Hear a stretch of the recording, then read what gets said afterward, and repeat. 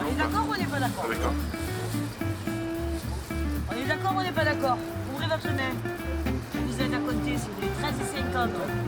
Et 50, ça fait 14. Et 5, là, plus 1, ça fait 15. Et dans la main, vous avez le reste.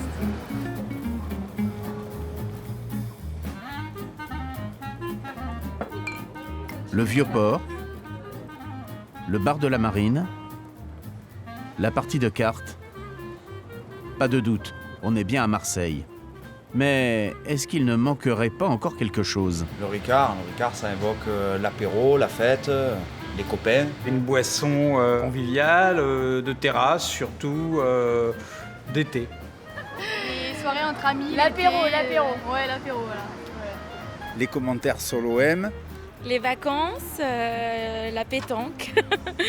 La visite à Marseille et voilà, le sud. Pour nous à Marseille, c'est Pagnol et c'est Ricard aussi.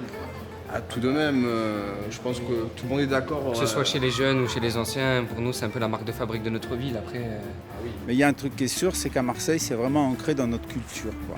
Peu importe qui, peu importe l'heure, peu importe l'endroit, si vous dites Pastaga, on vous dit Marseille, non? exactement. Oui. Ricard, c'est un symbole de la France aussi, hein, donc il faut le dire.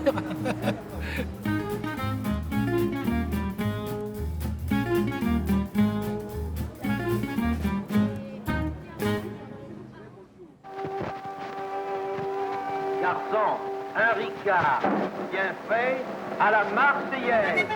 Un Ricard bien frais, c'est si bon, c'est si doux quand ça glisse. Un Ricard bien frais, c'est le roi des pastis marseillais. Qui se souvient de Darcélis, qui en 1947 sur le Vieux-Port chantait son hymne au pastis Ricard?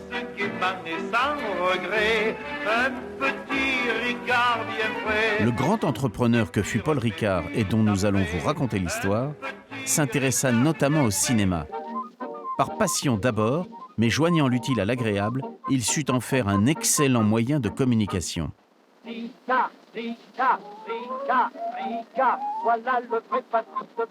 Son inspiration l'amène ici à rendre hommage aux frères Lumière en filmant la sortie de l'usine Ricard. Qui aurait pu prédire à cette époque que Paul Ricard donnerait un jour son nom à l'un des plus grands groupes d'alcool au monde? Mais jamais égalé.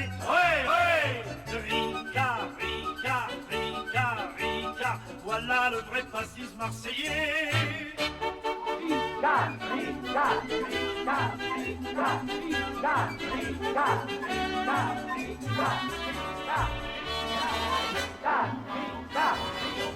Ricard, Ricard, Paul Ricard naît le 9 juillet 1909 à Sainte-Marthe, une petite commune qui fera plus tard partie de l'agglomération de Marseille. À 28 ans, en 1937, il est déjà un homme d'affaires accompli quand il achète le château de Sainte-Marthe. Il en fera sa résidence, ses bureaux et aussi ses futurs studios de tournage.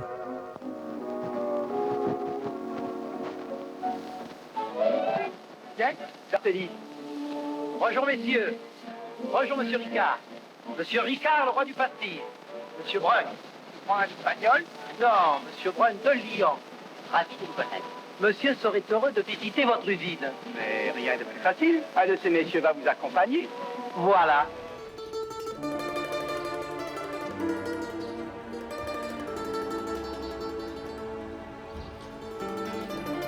L'histoire de Paul Ricard commence à Sainte-Marthe en 1909, dans cette rue Berthelot où il vit le jour.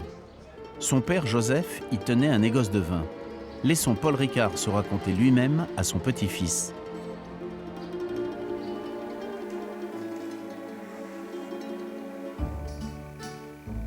Alors voilà, la rue Berthelot. Et à gauche, vous voyez dans le trou, là, entre les deux maisons, ici, là, c'est là que mon père avait fait construire sa première maison. Enfin, sa première maison, il avait fait le chai de vin au rez-de-chaussée, et c'est là que j'ai été élevé.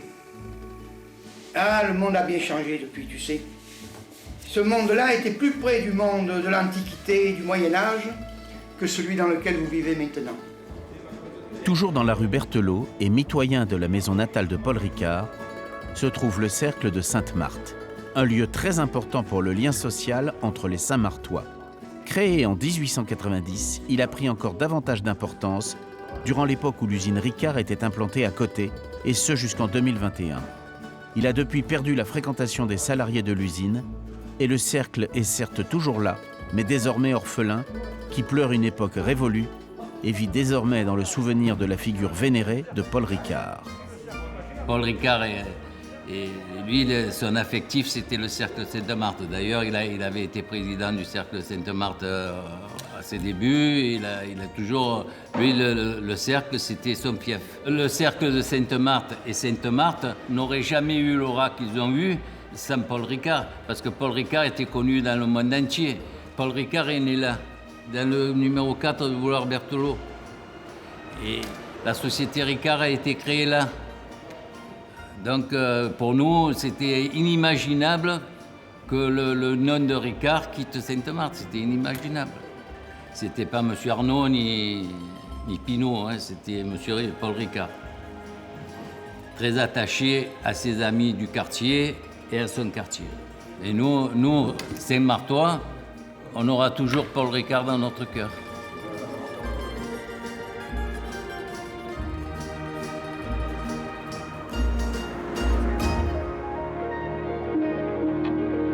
Garçon, un Ricard.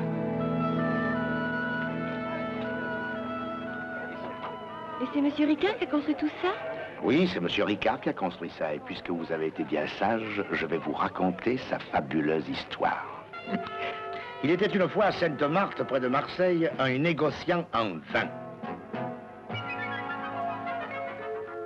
Le dimanche, il parcourait la campagne provençale pour visiter les vignobles et choisir les vins dont il avait besoin. Il avait 2 enfants, Paul et Pierre.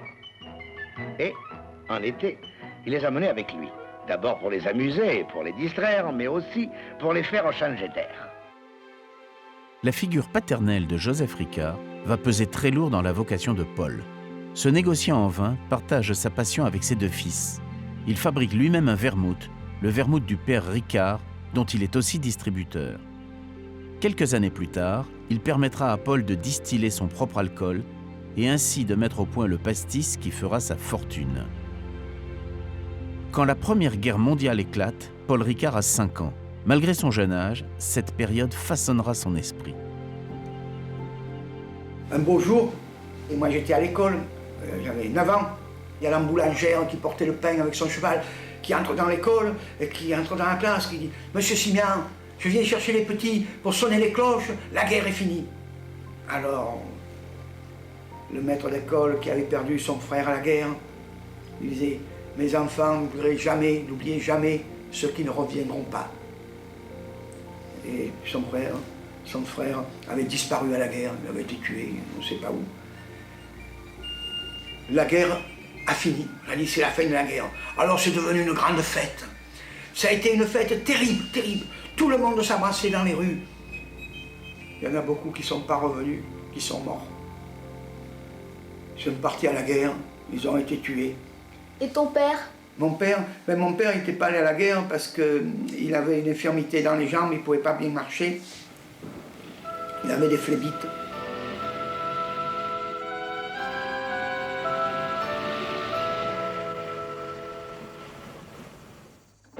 Avec mes grands-parents, ils partaient tous les dimanches au Bossé.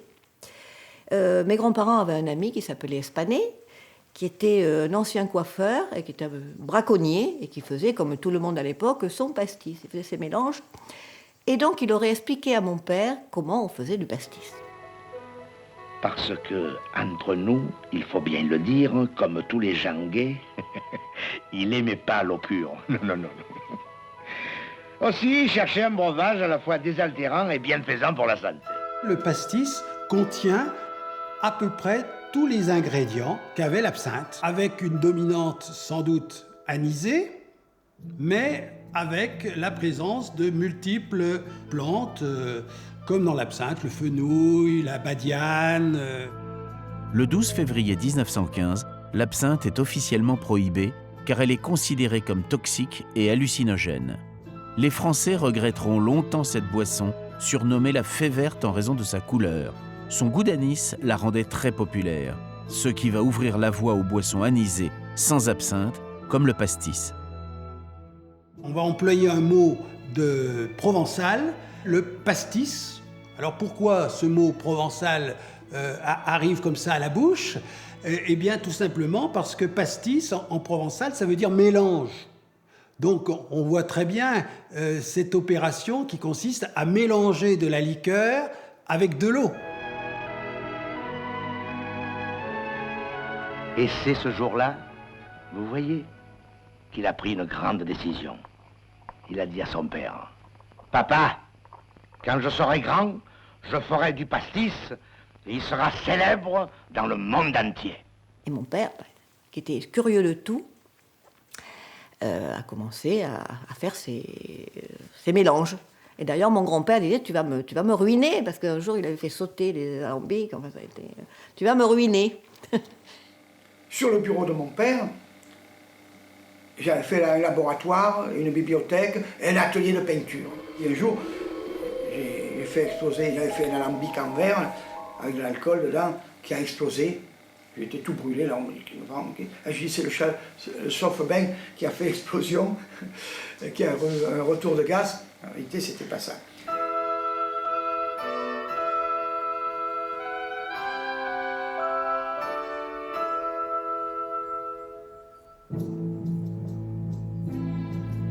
Il voulait être peintre. Ouais, il voulait être peintre. Et mon grand-père jouait de la trompette. Et mon grand-père, lui, dans la bande municipale. Et mon grand-père dit, tu sais, l'art ne nourrit pas son homme, hein, pas bien, il faut... Travaille, et puis après, tu feras ce que tu voudras. Alors mon père dit, bon, ben, je vais travailler. Et puis Donc il a voulu abandonner ses études en sortie de la seconde. Il était pourtant un très bon élève. Il a dit à son père, écoute, moi, je ne veux plus travailler. Il a pu étudier. Alors mon grand-père n'était pas très content. Il a dit, bon, ben, tu viens avec moi au magasin, tu viens. Donc il lui a... Mais tu ne vas pas être rémunéré. Tu vas travailler avec le comptable, je vais t'apprendre un peu en œnologie. Donc en cachette presque, il partait faire les beaux-arts à Marseille. Et aux beaux-arts, j'y allais de 13h à 15h et de 18h à 20h. Et après, j'allais vendre mon eau de vie Cantagas.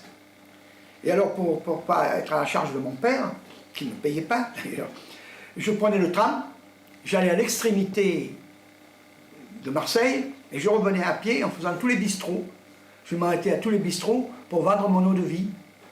Et d'où t'est venue l'idée de créer ton eau de vie? Eh bien, c'était pour vendre quelque chose, pour gagner ma vie. Et quelquefois, même, je n'allais pas me coucher, et je travaillais encore jusqu'à 3h du matin. Et là, je mettais des illustrations en face, et je dessinais, je peignais, je m'entraînais. À l'adolescence, Paul Ricard est avide d'apprendre. Il abandonne le lycée en classe de seconde, se voyant davantage comme un autodidacte.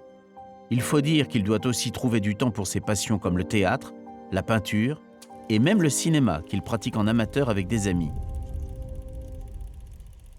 Cependant, ses parents estiment qu'il doit penser à son avenir. Son grand intérêt pour la chimie va bientôt rendre les choses plus concrètes. Il adorait la chimie. Il adorait la chimie. Pendant quand il avait du temps, il faisait des expériences. Il adorait. Et puis le pastis, c'était en vogue. Hein. C'était en vogue, ça rentrait dans les mœurs, tout le monde. Et puis bon, avec ses parents dans le milieu spiritueux, et puis il avait déjà, puisqu'il avait commencé par le Cantagas, donc il avait envie de créer quelque chose. Il était toujours très en admiration devant les créateurs, hein, à tous les points de vue. Et ça, je pense que ces maîtres d'école, il parle toujours aussi de ces maîtres d'école qui lui faisaient étudier la vie des grands hommes. Et je pense qu'il voulait faire quelque chose de bien. En 1932, on a autorisé la libre édulcoration des anis. C'est-à-dire qu'on n'était plus obligé d'y mettre 150 grammes de sucre par litre. Vous avez fait une loi, comme toutes les lois, qui étaient ridicules. C'était pour dégoûter les gens d'en boire. C'était trop doux. Alors, il y avait les contrebandiers, enfin, les bistrots, les pharmaciens qui vendaient des extraits, les herboristes qui vendaient des paquets d'herbes qu'on mettait dans l'alcool qu'ils allaient acheter dans un magasin, et les bistrots mettaient ça dans une petite bouteille, dans la poche, et quand il n'y avait personne, ils vendaient le pastis, comme on dit, clandestin. Alors c'est là que j'ai appris, j'ai vu les goûts du consommateur, le goût, ce qui plaisait, parce que les gens faisaient 1 kilomètre pour aller dans un bistrot où le pastis était bon. Comme on disait, avait un bon vin, point d'enseigne. Les gens cherchaient la bonne la bonne qualité. Voilà, à la vôtre. C'est très bon. C'est là que malheureusement, j'ai laissé tous mes dessins aux Beaux-Arts que j'avais à ce moment-là. Et je ne suis plus retourné, j'ai plus le temps d'y retourner. Et je me suis mis à fabriquer du pastis avec mes copains du quartier.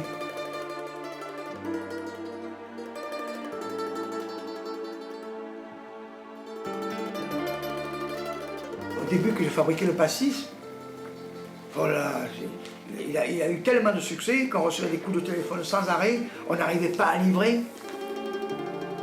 Ça a commencé comme ça. Mon père, avec son frère, son jeune frère Pierre, ont commencé à faire leur enquête de marché à Sainte-Marthe, et puis après à la Belle de Mai, et puis les petits copains venaient aider à... Et puis ils sont arrivés à un moment où ça a eu tellement de succès qu'ils n'arrivaient plus, ils disaient qu'ils étaient en rupture de stock, mais ils n'arrivaient plus à embouteiller le soir, à mettre dans une bouteille, à faire l'embouteillage, tout ça. Les autres producteurs de pastis riaient un peu, comme mon grand-père, c'est le petit qui s'amuse. Un petit qui s'amuse, il a tous dépassé. Le succès de Paul Ricard est fulgurant.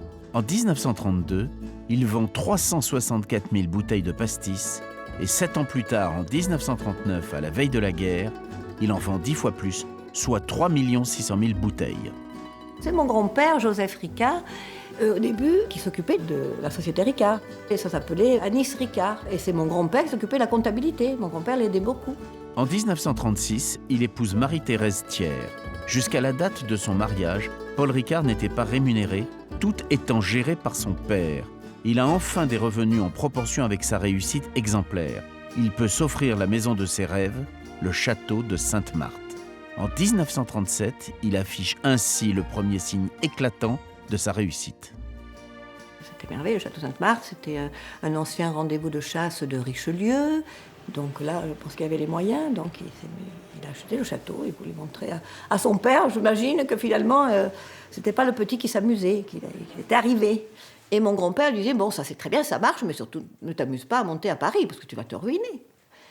Et hélas, il n'a pas vu l'ascension à Paris, puisque mon grand-père est mort en 1937.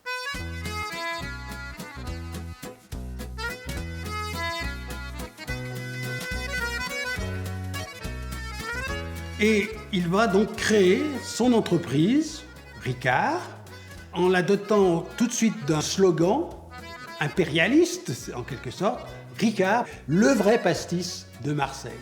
Ça veut dire qu'il y en avait d'autres, hein. Il y avait des concurrents, tout le monde pouvait fort bien faire son pastis, mais là voilà, Ricard, le vrai pastis de Marseille, et ça va être un triomphe, parce que Marseille, d'abord, dans les années 30, est un port, une grande ville, qui peut faire venir facilement tout un tas de produits, y compris coloniaux, mais y compris de l'arrière-pays. Hein. Donc je pense évidemment aux plantes servant à la fabrication du pastis. Et puis, vous avez un réseau de débitants de boissons très important. Hein, dans une ville à la fois industrielle, commerciale et tout ça, vous avez une population importante et consommatrice. Donc tout cela va jouer au bénéfice, évidemment, de Ricard. Il en faut 5 fois le volume du pastis. Et si votre eau est bien glacée, vous obtenez un breuvage désaltérant, rafraîchissant, tonique et délicieux au goût. Et avec ça, beaucoup moins alcoolisé que le vin ordinaire. C'est vrai. Je ne vous le fais pas dire. Allez, à la bonne vôtre. La singularité de son pastis, c'est qu'il combine plusieurs ingrédients. Le réglisse, qui vient d'Abyssinie, des plantes qui viennent de Marseille, et l'anis, la badiane étoilée, qui vient de Chine, du Yunnan. Donc ce sont ces 3 ingrédients, avec 5 volumes d'eau, et surtout beaucoup de soleil, qui vont former, je dirais, la singularité du pastis Ricard. Deuxième singularité, il va donner son nom à sa marque. Et ça va être véritablement une caution pour rassurer les consommateurs. Voilà donc l'origine, une vocation contrariée. Il voulait être artiste, Grand Prix de Rome. Il sera artiste, mais dans un autre univers, avec sa marque et tout ce qu'il va pouvoir créer autour de son produit pour l'animer et pour le rendre incontournable. Troisième ingrédient incontournable, vendre. L'équipe qui va dans les cafés, dans les bars, vendre le Ricard. Et donc c'est ça qui va être la force de Ricard. Paul Ricard dira toujours à son équipe, faites-vous un ami tous les jours. Et donc il va tester son produit partout. Il va le faire consommer dans tous les lieux où on peut consommer du Ricard ou une boisson anisée. La réussite de Paul Ricard ne le met pas à l'abri des drames. Son père, Joseph, meurt à 52 ans en 1937 et ne verra pas le triomphe du pastis Ricard à Paris. Et en 1939, à l'âge de 25 ans, son jeune frère Pierre meurt à son tour. Paul Ricard perd ses 2 piliers, les 2 personnes qui l'ont le plus aidé depuis le début. Son frère, c'était son complice. C'est avec lui qu'il a fait ses premières enquêtes de marché. C'est son frère qui l'aidait avec les petits voisins à remplir les bouteilles la nuit. C'était son confident, c'était tout. Et là, c'est un grand sportif, mon oncle. Et puis un jour, il est tombé de la bicyclette, il a eu un malaise et puis il avait la tuberculose. Donc il est parti dans les Alpes. Et mon père a créé un dépôt, là, il s'occupait, il a continué à s'occuper jusqu'à sa mort en 38, en 39, à s'occuper de son secteur. Mais c'est vrai que c'était terrible, ça a été terrible. Et puis je trouve, j'ai revu de leur correspondance quand c'était le grand frère, mon père, donc c'était son petit frère. Et je trouvais de jolies cartes postales qu'il lui envoyait, écrites en provençal, il lui écrivait en provençal. Et on voyait l'amour qui se portait, quoi. Ouais.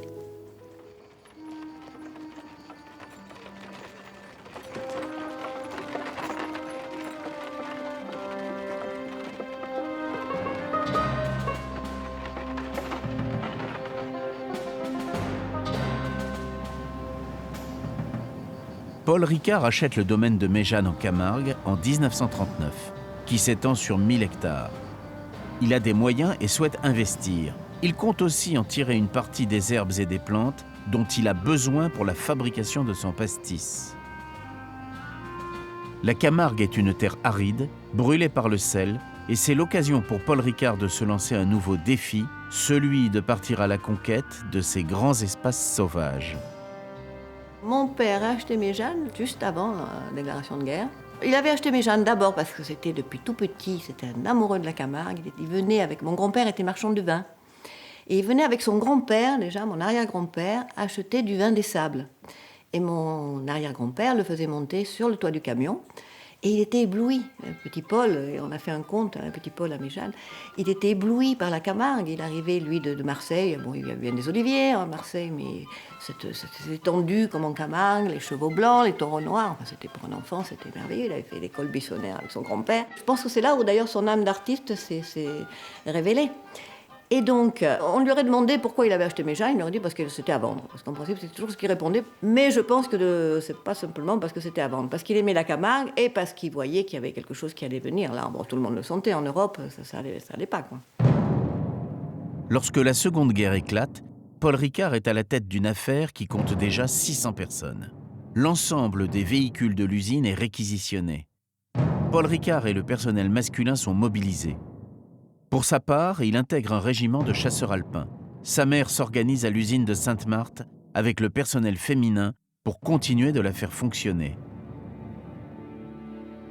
Démobilisé après la défaite de juin 1940, Paul Ricard retrouve son usine et ses responsabilités.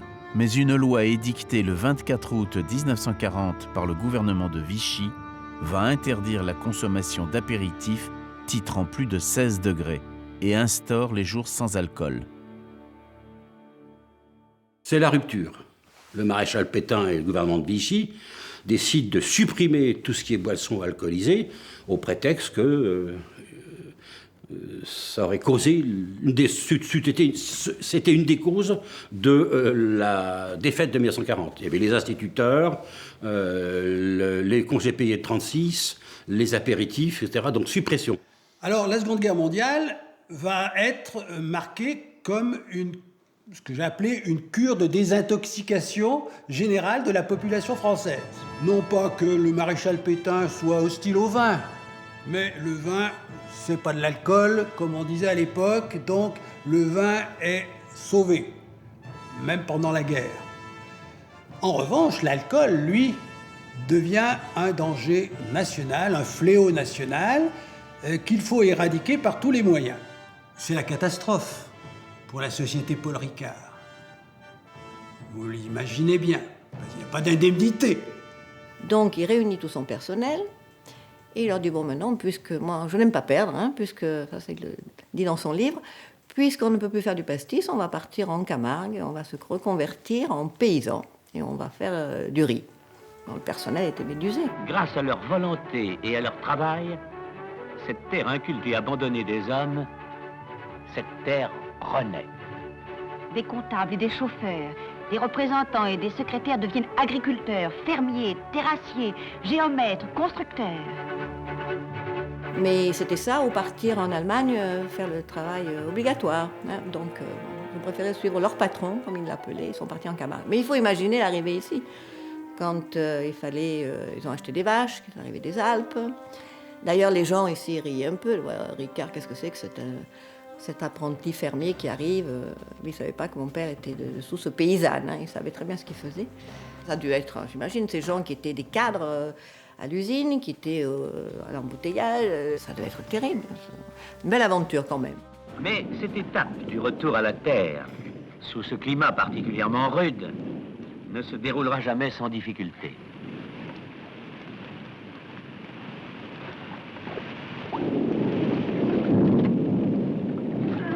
Ils ont construit des maisons pour se loger, ils ont semé pour pouvoir se nourrir et nourrir les amis.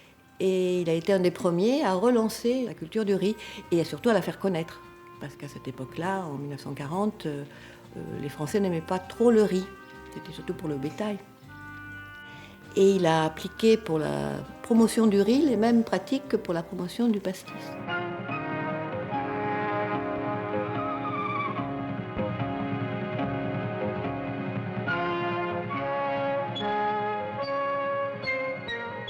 Tenez, il a 32 ans. Et puis quand il est arrivé en Camargue, il y a eu le problème un peu des éleveurs. Des éleveurs, quand ils ont vu arriver ces nouveaux agriculteurs qui ont voulu lancer le riz, ont eu peur. Ils ont dit, ça y est, on ne va plus avoir de terre pour nos troupeaux. Comment on va faire? Enfin bon. Et mon père a produit un scénario, a écrit un livre qui s'appelait La Caraque blonde, et il l'a porté à l'écran. Et c'est l'histoire justement de deux familles, d'une famille de riziculteurs et d'une famille d'éleveurs. On doit crever pour que M. Bedel il fasse pousser son riz. Une nourriture de sauvage. Vous irez ailleurs? La Camargue est grande. Et la Camargue, il n'y a pas de place pour les manades. Mais j'ai cherché. Il n'y en a plus que pour la saloperie de riz. Et vous croyez qu'une plante qui pousse dans la bouillasse, c'est bon pour des chrétiens? Ouais, il s'en fout. Je ne puis entrer dans ces détails. Rien à faire. Partez. Ce film a eu beaucoup de succès. Et d'ailleurs, on a au musée une lettre d'un membre du Félibrige qui était apparemment très anti-riziculture et qui dit à mon père, maintenant, après avoir vu votre beau film, je vois votre amour pour ce pays et je vois maintenant, je regrette vous avoir si mal jugé et je vois maintenant qu'on va pouvoir s'entendre. Paul Ricard est un militant convaincu depuis toujours de l'importance de la diffusion de la langue et de la culture provençale. Il s'inscrit dans l'héritage de Frédéric Mistral, poète provençal et prix Nobel, cofondateur en 1854 du Félibrige, un mouvement qui œuvre pour la sauvegarde et la promotion de tout ce qui constitue l'identité des pays de Languedoc. Il a eu beaucoup d'amis écrivains, des poètes provençaux, Jordi Reboul de Marseille, tout ça. Ils avaient créé d'ailleurs à cette époque-là le groupe marseillais d'Occitanie.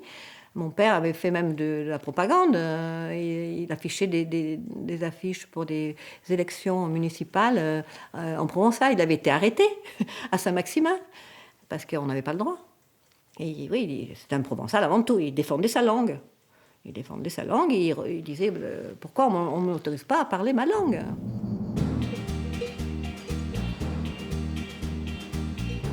Alors vous voyez le taureau camarguais, Ils ont les cornes comme ça. Les taureaux de corrida, espagnols, ils ont les cornes comme ça, en bas. Les taureaux de Camargue. Oui, alors, vous voyez, là, pendant la guerre, je partais sur mon cheval au galop et je criais « Vive la Camargue ! J'emmerde le maréchal Pétain et son gouvernement! Vive la Camargue! Ici, c'est la liberté !» Et personne ne m'entendait. Il produisait le quart de lait obligatoire pour le ravitaillement des enfants des Bouches-du-Rhône, quand même. Et puis, je pense que derrière tout ça, quand même, comme il était visionnaire, il pensait qu'après, Méjeanne pourrait être un très bel endroit d'ouverture, d'accueil, de convivialité, et qui pourrait, après, aider à la connaissance de la marque. Si je fais de Méjeanne un beau domaine agricole, c'est quand même une belle image de marque pour le Ricard qui va renaître, parce qu'il en était persuadé.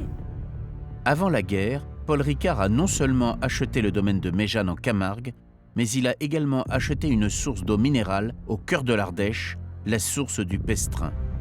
Moins exposé que Méjeanne, le Pestrin lui offre la possibilité de se cacher au cas où il serait inquiété pour son aide au réseau de résistance et de cacher des gens qui en ont besoin.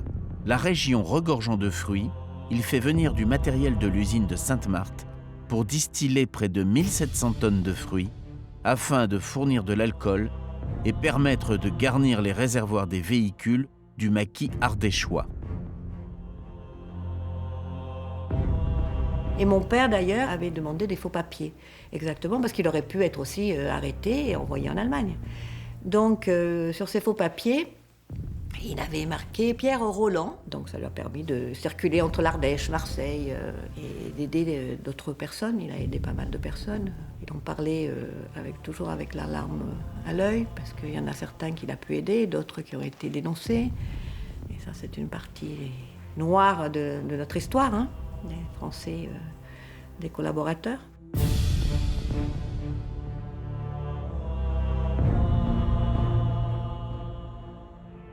Et pendant ce temps, ma grand-mère et les femmes étaient restées, parce qu'ici c'était quand même c'était très rude, hein, Camargue. Donc les femmes étaient restées à Sainte-Marthe, à l'usine de Marseille, avec ma grand-mère. Et elles faisaient des jus de fruits et envoyaient des colis aux prisonniers aux amis prisonniers qui étaient en Allemagne. En 1949, Paul Ricard reprend enfin la fabrication du pastis.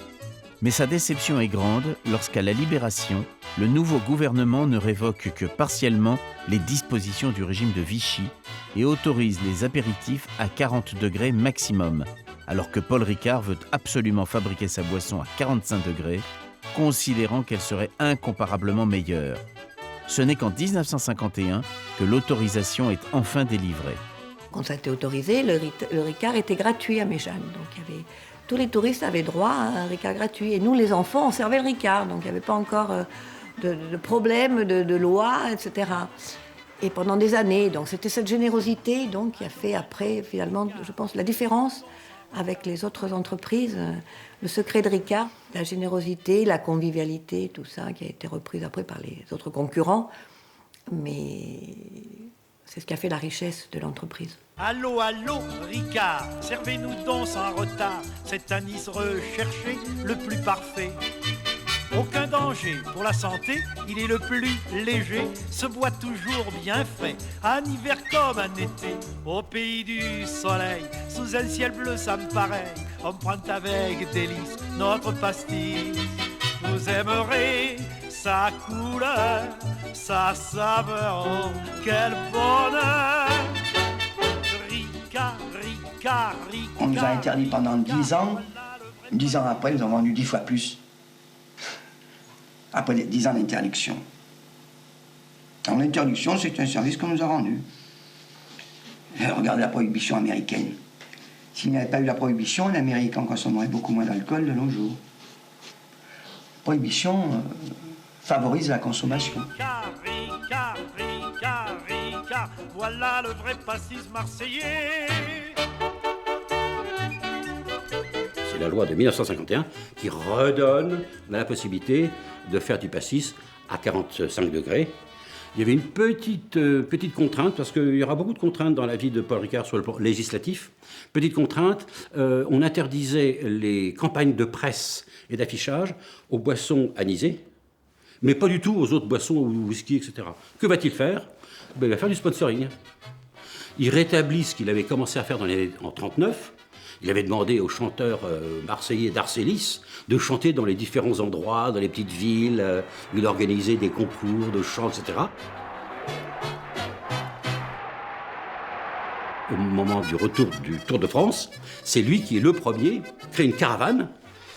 Il y a des soirées à la fin de chaque étape, et là il fait intervenir des chanteurs d'Arcélis, le chanteur marseillais, Charles Trenet, Annie Cordy.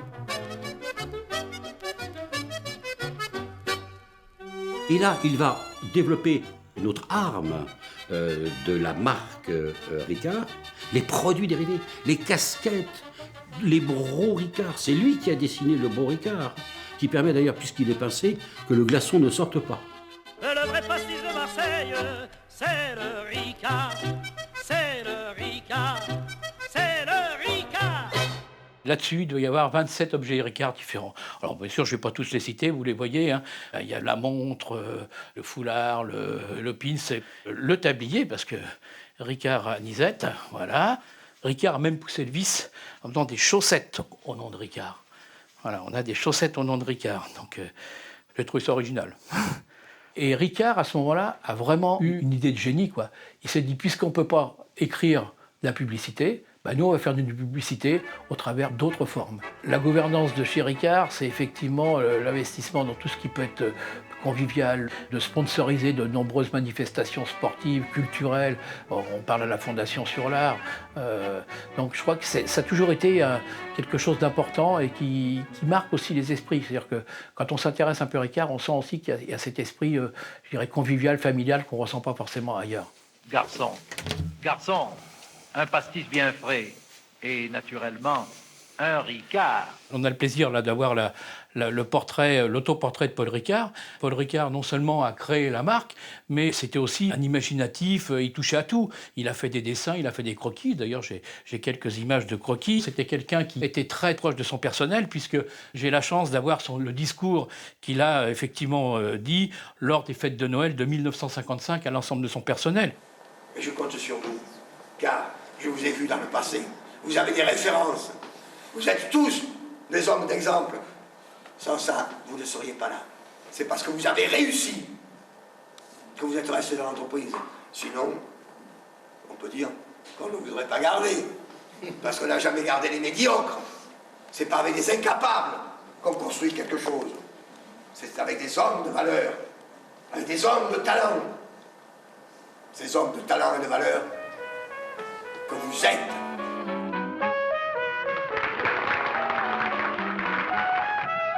L'homme isolé est un homme perdu. Aussi, rien ne doit être négligé dans le recrutement, la sélection, l'initiation, l'information, le perfectionnement des collaborateurs de la société.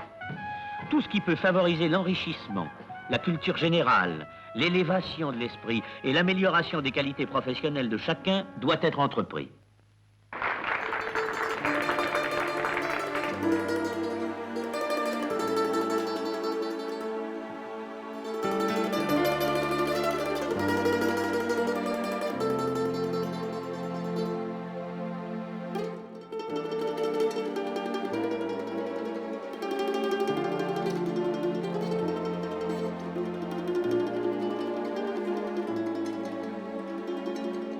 La personne Paul Ricard est très attachante quand on lit son histoire. Et au même titre que Pagnol, enfin que c'est un vrai Marseillais, quoi. Donc c'est l'histoire d'un Marseillais qui a réussi. Donc c'est effectivement ça nous plaît, quoi. Effectivement, c'est un bon point. Donc je collectionne les objets Ricard depuis 1998. Donc j'ai commencé petit, j'ai commencé à poser un cendrier, quelques carafes, quelques brocs. Et la collection a commencé à monter. Et bon, maintenant, je suis à presque 4000 objets, quoi. Donc, avec une bouteille de Ricard, c'était 50 doses, 2 centilitres, un volume pour 5, ça a toujours été l'argument de vente. Alors que les autres marques de pastis, le pastis, avec une bouteille, on faisait 15 pastis. Donc, les cafetiers, quand il arrivait, on disait avec le mien, vous allez vendre 50 verres, et avec l'autre, vous allez en vendre 15. Les gens, ils adhéraient directement au Ricard, quoi. Donc déjà, c'était une idée marketing qui faisait que les gens allaient acheter du Ricard. On est dans une région où on parle de Ricard, tout le monde, c'est fédérateur comme la pétanque, le Ricard, le Soleil, comme l'OM, voilà, ça fait partie du patrimoine marseillais et de la région. Donc c'est vrai que ça a un peu aidé pour faire la collection, quoi, hein, donc de dire voilà, c'est une marque locale, c'est associé au Midi, quoi, hein, au sud de la France.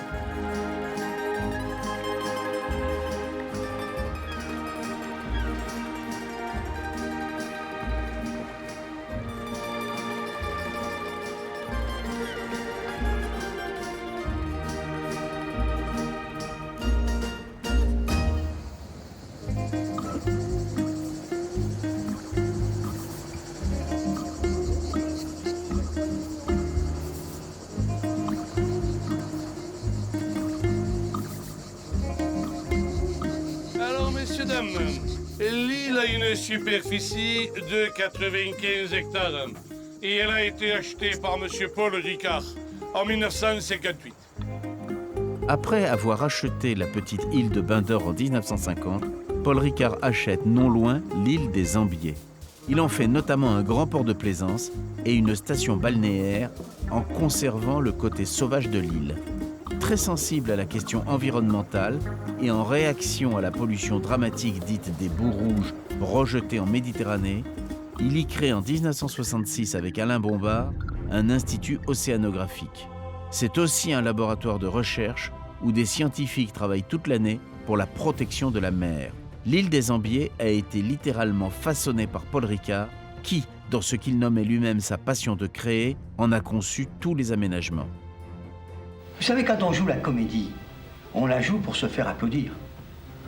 Mais quand on bâtit, quand on construit pour la postérité, on se moque de tout ce qui peut se passer de son temps. Les grands artistes, les grands maîtres. Vous comprenez, nous avons encore la morale de Socrate, le génie d'Archimède, de Galileo, de Léonard da Vinci. Et c'est ça. Ce sont ces bases, car sans eux, nous n'aurions pas de cosmonautes sur la Lune. En 1948, il avait fait un voyage aux États-Unis, d'ailleurs qui relate dans un cahier qui est une merveille, parce que c'était une épopée. À cette époque-là, pour aller aux États-Unis, il fallait passer au Labrador, il fallait des avions, enfin voilà.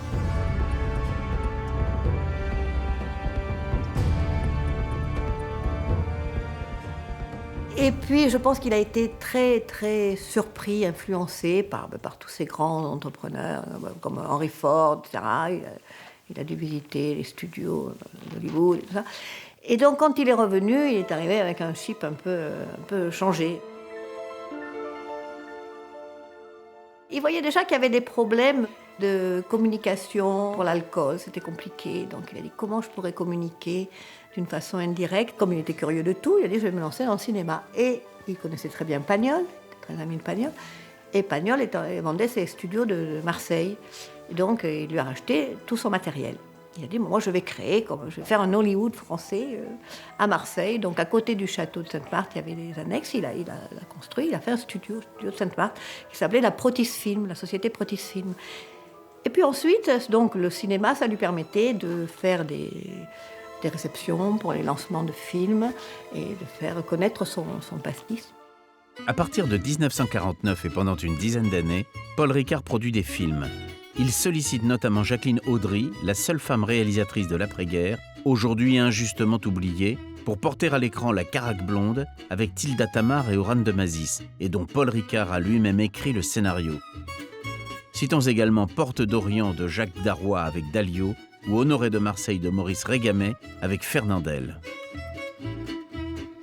Fernandel, l'homme du Sud, le provençal qui cultive son accent avec délectation auprès des Parisiens, va faire une partie de sa carrière à la Société Ricard. Avec cet accent, cette bonhomie, là aussi, ça passe bien et tout le monde a envie de suivre Fernandel. Et alors Fernandel va être le publicitaire, le meilleur de la Société Ricard, indiscutablement.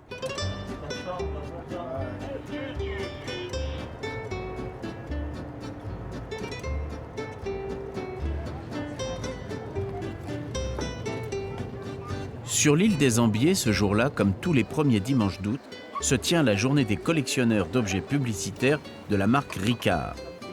Philippe est l'un des organisateurs à l'origine de cette manifestation. C'est l'occasion de dénicher des raretés. Ok, ça marche, on garde le stand.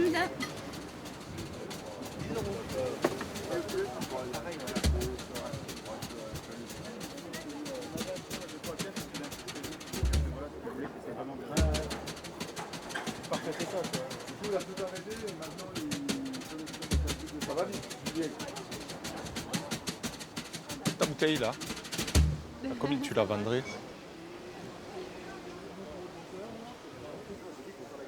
C'est pour les 100 ans de la naissance de Paul Ricard, 1909-2009. C'est des bouteilles anniversaires. Hein. À combien tu la vendrais? T'as pas choisi la plus courante. Donc ça n'a rien à voir avec le prix de toutes les autres. Celle-là, je la vends 150 €. 150 € quand même, ouais. Ouais, c'est intéressant, mais bon, c'est pas... Et elle est vide quand même. Si elle était pleine, je pense qu'elle pourrait se vendre largement plus. Bon, je vais réfléchir à ce prix-là. Ouais, je vais réfléchir et puis bon, je repasse tout à l'heure pour la prendre, mais elle est très jolie. Ouais. Pas de souci. Celle-là, tu la trouveras pas ailleurs. Merci. Tout à l'heure. Ouais. À Ricard Malcar.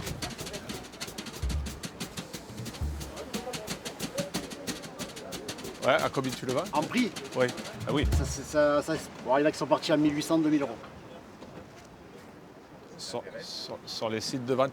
Bah, ça ne m'intéresse pas parce que je l'ai déjà, mais c'est...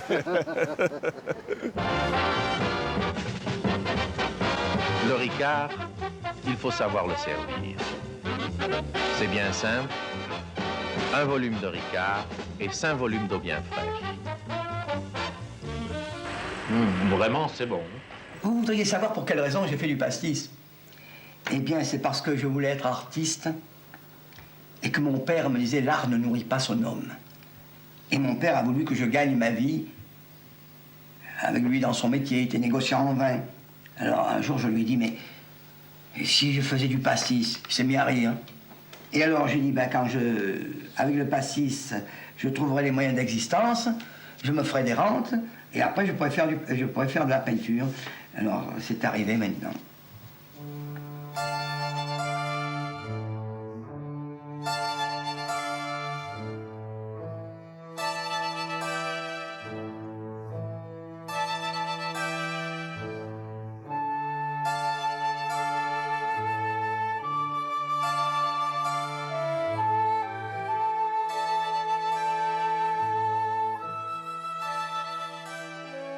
Il n'a prévenu personne, il n'a même pas envoyé de lettre de préavis ni rien. Il a réuni son personnel à Sainte-Marthe. Il a dit, je ne sais pas.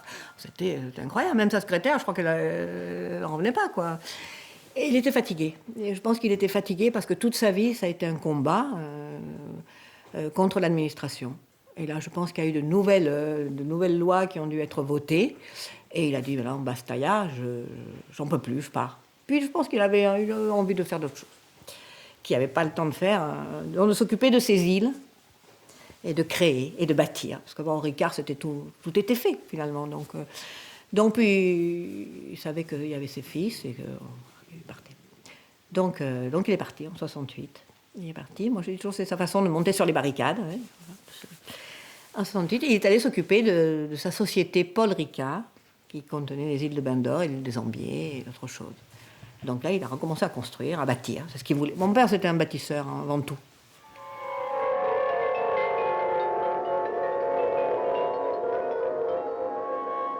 Fin? Non, bien sûr, ça continue.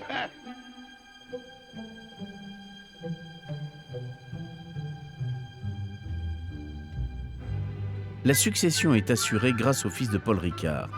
D'abord Bernard, puis Patrick, qui prend la suite en 1971. Patrick assure le rapprochement de Ricard avec Pernod en 1975 et devient ainsi PDG du groupe Pernod Ricard jusqu'à sa mort prématurée en 2012. C'est Alexandre Ricard, fils de Bernard, qui prendra sa suite et qui est toujours aujourd'hui PDG du groupe. Il eût été impossible d'imaginer que la boisson, créée patiemment par Paul Ricard dans la maison de ses parents à Sainte-Marthe, sous le regard indulgent de son père, aboutirait à la création du plus grand groupe d'alcool au monde, le groupe Pernod Ricard, qui occupe la première ou la seconde place mondiale suivant les années. Paul Ricard a encore presque 30 années à vivre qu'il va employer à se consacrer à sa famille, à l'aménagement de ses îles, à son aérodrome du Castelet et à la création du circuit automobile attenant qui porte son nom. Et aussi, enfin, à la peinture. La peinture, toujours la peinture, c'était la rivière de sa vie. Quand la peinture n'a plus été possible, mais la rivière s'est tarie et il a tiré sa révérence en beauté la nuit. Et voilà.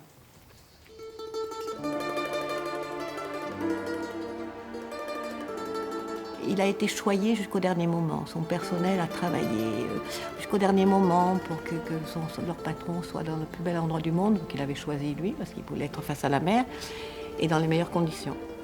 Et puis après, quand mon frère Patrick est décédé, qu'est-ce qu'on fait? Pourquoi pas le mettre avec son père?